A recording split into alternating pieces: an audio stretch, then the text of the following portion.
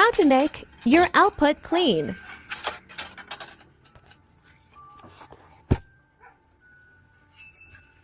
Dahil madami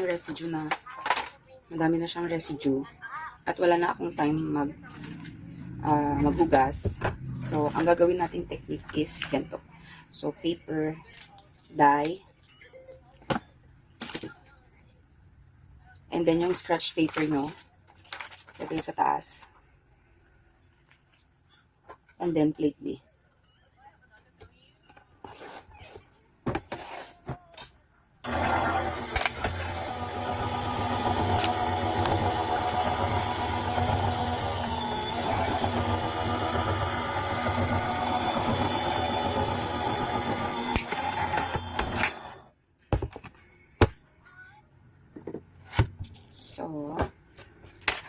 So malinis na siya.